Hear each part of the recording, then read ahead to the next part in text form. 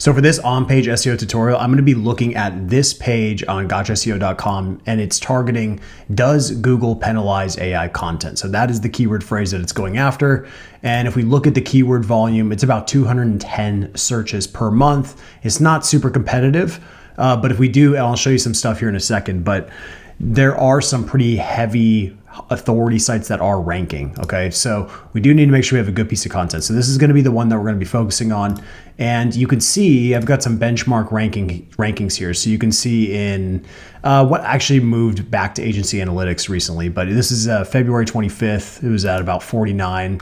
It's gone as high as about 15. So it's never reached the first page. It's been kind of sitting here, you know, in the third or fourth page typically. And if we look in SEMrush, you'll see that it's not actually performing super well. It kind of peaked out here in January and just been pretty flat overall. Okay, so it's not performing the way it needs to. And as we go through this checklist, you're going to see there's a lot of reasons why it's probably not performing. Okay, so looking at the content, there's a few things we want to do. We're going to go through this checklist, and before we get into the deep on-page SEO stuff, we want to make sure that we do our preliminary checks. Okay, so some preliminary checks. We're going to copy this URL. We're going to go into Google and just paste that raw URL into Google and make sure that it's indexed. If you're not sure, you know, if you don't trust the personalization, we'll just go incognito. We'll paste it again, and once again, it's indexed in Google. Okay, so nothing else will matter here if this is not indexed. Okay, so all this stuff I'm about to show you will be totally irrelevant if your URL is not indexed. All right, so we're gonna go back in here. We're gonna mark this as pass. All right, next one. Is the page older than 60 days? Yes, we know it's older than 60 days. It was published, I believe, in October 2023. Okay, so we got that one. We're good to go. All right. Now, is the page built to satisfy the intent of the keyword? Okay, so just based on common sense, you could argue that it is, but because it's not performing well, we're actually going to want to do a secondary check on this. All right, because typically when we see something that isn't performing super well, we really want to see what's going down. So go over here.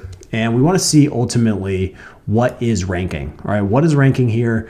And there's a possibility that maybe my page was, maybe the angle was a little too unique for this keyword, okay? So we need to look at these results and kind of get a better idea of kind of what we're up against here. And it looks like, yeah, there's a possibility that it could have been off. Maybe the sentiment was a little off. So there's certainly a possibility there. Okay, so I'm actually just going to mark this one as a fail. All right. Next one is the page high quality, original, helpful, and up to date? Now you can manually look at a page and know that. I mean, obviously I'm biased, but I think this page is certainly helpful. I think it's helpful. It's unique. It's original, but it's not super deep, right? It doesn't go really that deep. It's pretty short.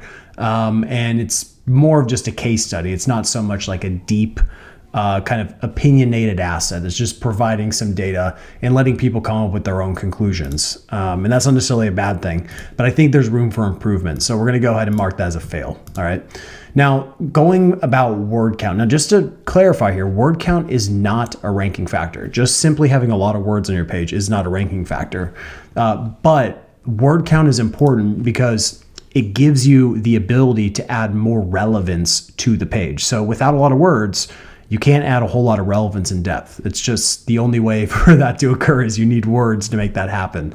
So what I do is I'll run it through Rankability, the content optimizer, and this is the actual content that I imported.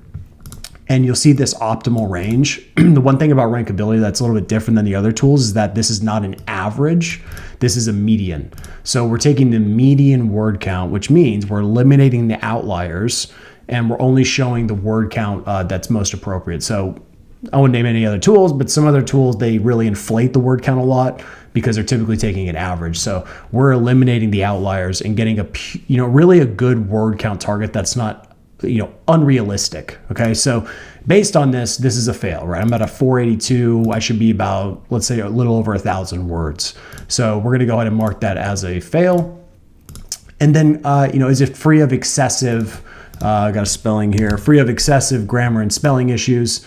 Once again, if you get the Grammarly Chrome extension, this operates well with rankability, and you can see any issues here that might be popping up. Nothing too severe though, right? Nothing super intense here that I would be concerned about. So actually just give this a pass. That's not what I'm worried about.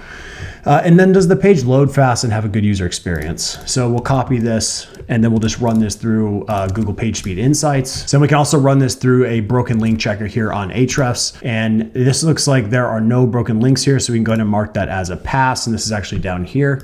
Mark this one. And then we'll see the overall speed here on this. And it looks like on mobile, we're not doing too hot. Yeah, it's about a 60. So that's not good. We want to get this, bare minimum, get it to at least a 70, 80 in most cases. On desktop, it's sitting about 84. So it's probably fine there. But we need to see why it's not doing very well on mobile. So we're actually going to mark that as a fail. So these preliminary checks are really important because you don't want to go through this on-page SEO process without making sure you've gotten this all squared away. So really at this point for me, I need to clean these up, get this squared away, get these all to solid passes. And once I've done that, then it makes sense to go through and do the keyword placement. Okay. So I'm going to be walking through kind of the revision of this asset, and then going through the on-page SEO once it's where it needs to be. But to be able to do that, I need to know how to actually structure this content the right way. Because the biggest challenge right now is, if you go to this point number 17, is the content optimized for NLP. If you look at my content, it's not doing very well. Okay, so the rankability score is a 10. We should be aiming for about a 37. The reason why this is so low is for a few reasons. Number one, word count is low, so therefore I can't really inject a lot of these topics in here. But I also just haven't hit on a lot of the main topics. In fact, I haven't even mentioned like artificial intelligence. I haven't talked about AI tools. Like I'm missing tons and tons of topics. So what I'm going to do is I'm going to rebuild this content from scratch. Now I'm going to retain some of this data here, some of this good stuff that makes the content very linkable, but I'm going to really rebuild this content so it's optimized better. Okay. And I've done this countless times with various pages. And so I'll give you just a couple examples. This blog post, it was a completely AI content, all right, for a long time. So if you look back here, this is like when I first published it, September 2022. And it was all pure AI, and it was a pure AI test, and we just let it ride for a really long time. So then what we did is we went back to it, rebuilt it from scratch, and we rebuilt it with NLP in mind. Okay, so we rebuilt it with NLP in mind, and exactly what I'm gonna be showing here in a second. And we took it from like a rankability score of like, I don't know, it was like 20, and then now it's like an insane rankability score. But the point is that you can see the difference here in performance, right? Like look how many keywords it's gained. And now it's starting to rank for the things we want it to rank for. And that's because we've built it with NLP in mind. That is the key. So most pages that are not performing well typically will have a kind of a correlation there, which is usually just not typically the most relevant result for that query. And that's what we're trying to be. We're trying to be the most relevant result and the deepest result as well. So based on that, go into rankability, and there's a few things we can do. We can go into the content brief. We'll go into the content brief here, and I can generate a brief using the AI brief like this and get it kind of set up to where it needs to go. And I can go into the outline and auto-generate an outline as well. Okay, so there's clearly some things in this that I missed in the actual content. So I can actually go over here into the optimizer, and I can just add some of these, components of this outline in here. Okay, so now that my outline is set, now it's time to actually just start going through and taking these topics and putting them in the most important spots, and then just actually rewrite this content. And what you're gonna see is I'm actually gonna walk through writing this whole thing in front of you. You're gonna see how fast I go through this. And what you wanna do is you really don't wanna be thinking about, doing on-page SEO in a way where you just like come and do an asset and inject. We're thinking about in a way that we're filling in gaps. We're building more relevance. We're increasing the depth of the content. That's what the objective is here. And so that's what I'm gonna be doing, is I'm gonna be increasing the depth of this content, then I'm gonna republish it. Okay, so I've gone through and officially upgraded this page so I can pass these preliminary checks and be able to actually do the rest of this content. Now, I've pretty much gone through and hit a lot of these checkpoints. I'm just gonna walk you through this real quickly. So, is the page built to satisfy the intent of the keyword? We're gonna go back to it. Here's the new asset. and here's the old asset. Okay, so this original asset was fine, but it was just a little thin, didn't fully answer this question in depth. With the new asset, we did. We answered it in much more depth, hit on a lot more points, and it's officially, within that range that we're going for, which is, we're in the optimal rankability score, and we're in the ideal word count range, which once again is not a ranking factor, but it's a way for us to build more relevance. It gives us that flexibility to build relevance on the page. Okay, so we're gonna go in here, we're gonna change this to a pass now. Is the page high quality, original, helpful, and up to date? I would argue yes, it is up to date, it is original, it is helpful, so it hits on all those points as well. All right, so this is really important. We want to be passing these before we think about doing on-page SEO. Is the word count sufficient? We know this, that passes the test. And then, does the page load fast and have a good user experience? We already tested this. This is not one I actually went through and fixed, but somewhat diminishing returns after a certain point. So not a big concern of mine, but it is something, if I see that this isn't moving the way that I would like, then I will go back and re-optimize this page for loading speed. Okay, now, next thing we want to do is, now we officially have passed preliminary checks, we want to start to go through these different phases. So keyword placement. All right, so we basically want to have that keyword placed in the most important spots. And what you want to do is, before you even think about optimizing for NLP, you always want to make sure that the keywords are placed in the core locations that really matter. Okay, so you just go to the detailed Chrome extension, and you're going to look up here, and there's a few spots you want to hit. We want it to be in the title. We want it to be typically somewhere in the meta description, but this really isn't as important. We definitely want it to be in the URL, okay? It doesn't matter whether you use folders or however you set up your URL structure. What you want, though, is that phrase should appear in the URL in one shape or form, okay? That's really, really critical. Then the headings, we want it to show up in the H1, and ideally you can also put a variation in the H2. So you can see that I've included kind of the concept in here, but I didn't do the exact keyword phrase. So it's just a slight variation. And then ideally, we'd want to have that main keyword somewhere in here. But in the case of what I'm doing here, it's a little different strategy, is I'm trying to capture a featured snippet. So I'm pushing this way up above the fold, giving an answer to this question right away. And from that perspective, I'm hoping that I can capture that featured snippet. Now, if this does not perform the way that I like, then I will move that into the first sentence. Okay, so a lot of these are all going to be good passes. Meta description, I'm going to say fail because it's not in there. We'll do pass here, pass here. In the first 100 words, I'm actually going to do a fail on this, so I remember that I need to go back and clean that up, and then a pass. Okay. This is really important because you don't need to get passing marks on every single thing. This is a way for us to look at where we're doing really well, and then also looking at kind of where our deficits are. And we're going to see how far we can go, given some of the deficits that we have. If you can rank number one with failing marks, then you're good to go. You don't need to do anything else. So that's what I'm doing, is I'm doing what I think is best for this keyword. But if I find that it needs to be optimized more, I have that flexibility to do that, okay? Now, links, we're gonna go down here. Are you linking to other relevant pages on your website via internal linking? And then some of these other ones here. So let's go down here. You'll see that I'm linking out to external websites. This one links out to Amazon. Very, very high quality, trusted entity. That's by design. You should link out to very trusted sources. Like, your external links should be highly, highly trusted. Okay. I tend to link out a lot to Google related things. Okay. So linking out to Google, linking out to things that are really relevant in my industry. Got some internal links going in here as well. So once again, all by design, we've got internal links. And then the last piece of this is that, do the links look like links? And the short answer is yes, they do look like links. All right, this is what we want. You want it to be clear within the body of your content that the link really stands out. You don't want it to blend with the content. You want it to have contrast. Okay, so these are all going to be passes. And once again, this is just a quick way to make sure that you're really doing, you're upholding the standards of quality in your content. Okay. Next one is on the image side. So are the images original and high quality? Are they optimized for loading speed? And are they using descriptive file names and alt tags? Okay. So once again, the most important part of this, like the alt tags and the file names, they're not really that important. Really what matters is the quality of your images and the originality of your images. So looking at this is an original image that I created, just used Canva to create it, nothing special, but it's unique to my brand. It's unique to my website. No one else has it, right? So if you go and do a reverse image search, hopefully no one has it.